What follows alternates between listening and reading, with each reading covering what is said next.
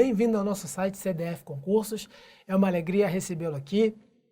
Hoje nós vamos falar um pouco sobre alguns aspectos que são fundamentais para o aluno aprender e saber na hora que ele vai estudar contabilidade para concurso. No nosso artigo anterior, eu falei sobre a diferença entre estudar para concurso público, contabilidade voltada para concurso público e contabilidade voltada para a área acadêmica. Eu faço uma diferenciação lá e se você quiser você vá lá no nosso artigo e veja a diferença que há. Por conta dessa diferença, é importante o aluno, num primeiro momento, tomar uma atitude que talvez não seja relevante na graduação. Se ele fizer, muito bem, mas se ele não fizer, não vai fazer falta. No concurso público, vai fazer e fazer muita falta, que é o quê?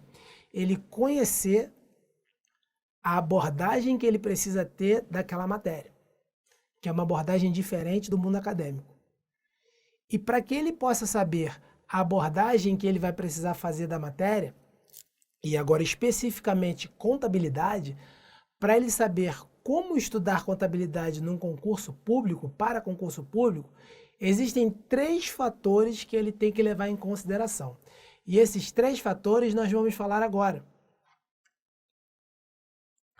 Os 3 fatores que ele precisa levar em consideração é que contabilidade traz uma natureza híbrida de raciocínio, quando a gente vai resolver questões.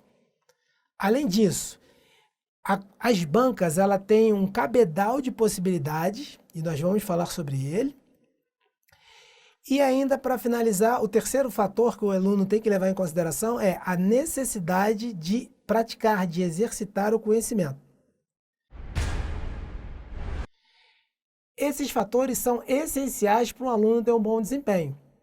Se ele não tiver conhecimento disso, se ele simplesmente chegar e começar a estudar para concurso, do jeito que ele estuda para o mundo acadêmico, do jeito que ele estudou para o mundo acadêmico, se ele é bacharel, ele vai ter sérias dificuldades.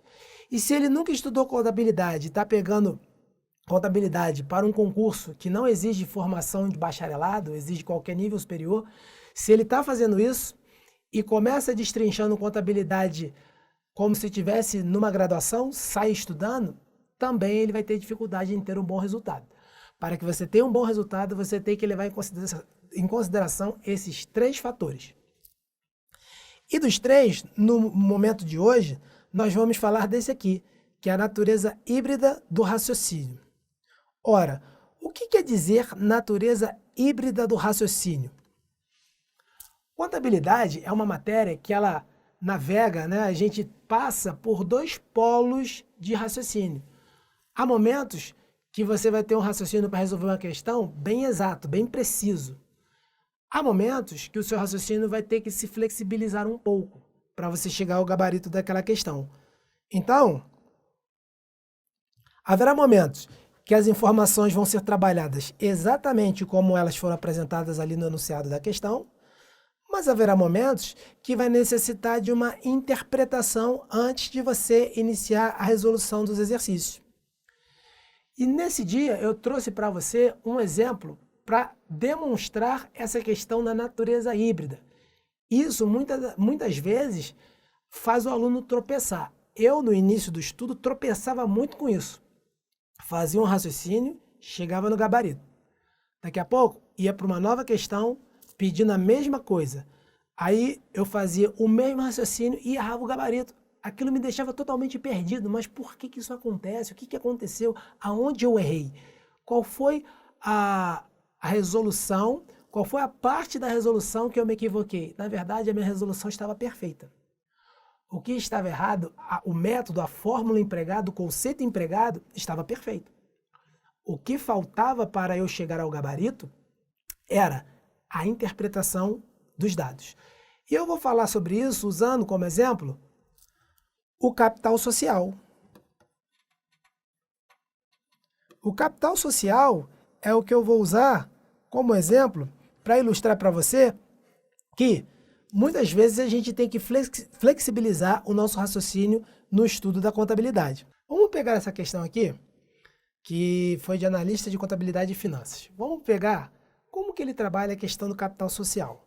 Perceba o seguinte, Ele te dá várias informações e uma das informações que ele te dá é o capital social. E dá o valor. E dá uma série de outras informações. E aí, o que ele pede para você? Ele pede para você achar o montante da reserva legal e somá-lo ao montante que havia previamente e chegar ao montante final de reserva legal dessa empresa. Ele afirma que o montante final, você fazendo isso, vai ser 325 mil. Então vamos lá ver se vai ser isso mesmo. Veja, a gente lá das informações do enunciado tira que nós temos isso aqui de lucro líquido. De capital social nós temos esse valor, 1.600.000.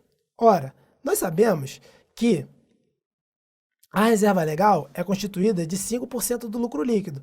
Então eu peguei o lucro líquido, apliquei 5% e cheguei ao valor que eu tenho que separar para incluir na reserva legal. E a reserva legal anterior, eu tenho 250. Isso tudo o enunciado me fornece. Então, quando eu somo a reserva legal anterior com a reserva que eu constituí no exercício, vai chegar ao valor de 325, que foi o que a banca me disse que era o correto.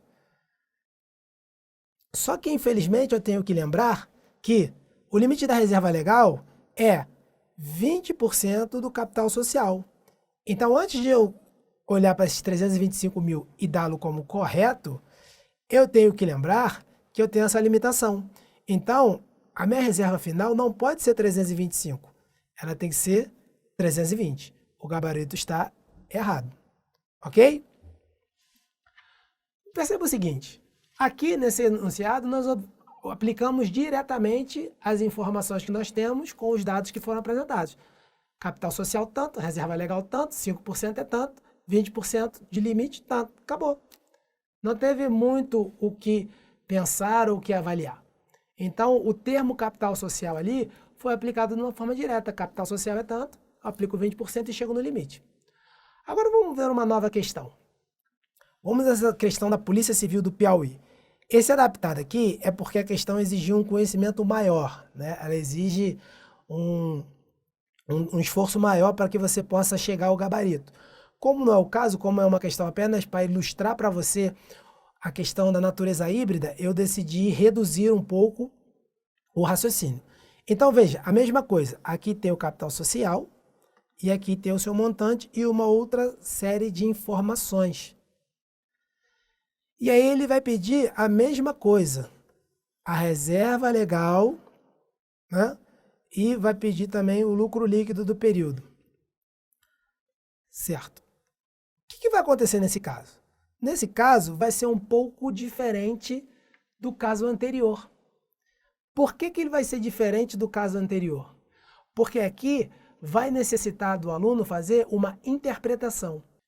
Se eu for aplicar a mesma lógica da questão anterior e pegar o montante do capital social e aplicar o percentual de 20%, eu não vou encontrar o gabarito. E por que isso não vai acontecer? Porque aqui surgiu uma informação nova, que na outra questão não havia. Surgiu a informação do capital a realizar. Essa informação não havia na questão anterior. O que isso diz para mim? Quando isso aparece, a banca está dizendo sutilmente para mim que ela não quer raciocinar com o capital subscrito. Na questão anterior, nós trabalhamos com o capital subscrito. Não importa o quanto era a realizar ou estava realizado, não importa. Às vezes, talvez, tivesse todo o capital realizado já. Mas isso é irrelevante para a questão anterior. Para essa questão, é importante. E aí, como eu estou raciocinando com o capital social realizado, que é o quê? A diferença entre o capital social subscrito e o capital a realizar, como isso vai acontecer? Para eu chegar ao gabarito, o que eu preciso fazer? Eu primeiro tenho que encontrar esse valor aqui, ó, do capital social realizado. Eu vou pegar o capital social que ela me fornece e vou abater do capital social a realizar. A banca em algum momento me trouxe essa informação? Não. Algum momento ela sinalizou isso? Não. Eu é que precisei interpretar. Então, se nessa questão eu chego e faço um raciocínio direto como a anterior, de pegar o volume do capital social e calcular o limite, eu vou errar a questão. E muito provavelmente vou encontrar gabarito, porque a banca quer derrubar você. ela quer derrubar a maior quantidade de candidatos possível. Então, certamente, se eu fizer o limite baseado apenas no capital social e desconsiderar o capital a realizar, com certeza eu vou encontrar um gabarito. E vou marcar, e quando chegar na hora da correção, eu perdi essa questão. Então, você perceba como que a natureza do raciocínio contábil ela é híbrida. E aí, a partir daí, o que eu vou fazer? Eu vou continuar a resolução da mesma forma que a anterior. Eu tenho o lucro líquido, vou aplicar os 5% em cima do valor do lucro líquido que foi fornecido. Eu tenho a reserva legal anterior. Só que agora eu tenho que lembrar que eu vou usar o capital realizado. Vou ter que deduzir a parte a realizar. Para aí depois, sim, depois eu aplicar os 20% sobre este percentual e chegar ao final. E sendo assim, eu vou ter como limite anterior esse valor, e eu sei que o valor que eu acrescentar não pode passar dos 28 mil, que é esse aqui. Então, logo, a minha reserva legal a ser constituída desse valor aqui. Percebeu, então, como é importante o aluno ter essa ideia no início do estudo da contabilidade? Ele precisa ter a ideia que, ora, ele vai trabalhar com a informação nua e crua, como se diz no popular, a informação do jeito que ela é apresentada, ora, ele vai ter que ter uma interpretação. Ele vai precisar olhar para a questão e entender que a banca quer que ele dê um passo antes de iniciar sua resolução. Isso vai acontecer a todo momento. Então, o aluno ele precisa estar atento com isso. Se ele faz uma resolução de uma questão que não casa com aquele conhecimento que ele aprendeu, com aquela didática que ele aprendeu, muito provavelmente alguma interpretação anterior ele deixou de fazer. O raciocínio dele está correto, a metodologia que ele está aplicando está correta, entretanto, algum raciocínio ele deixou de fazer para aí sim poder aplicar a didática que ele aprendeu, ok? Tenha sempre isso em mente. Contabilidade tem uma natureza híbrida do raciocínio. Nunca esqueçam disso, principalmente em concursos públicos. Estejam sempre dispostos a flexibilizar o seu entendimento, a flexibilizar aquilo que a banca está pedindo de você, ok? Espero que tenham gostado e assim, vamos continuar com os próximos fatores, nos próximos artigos, para ensinar para você o que você precisa saber antes de efetivamente iniciar o estudo de contabilidade para concurso público. Um forte abraço.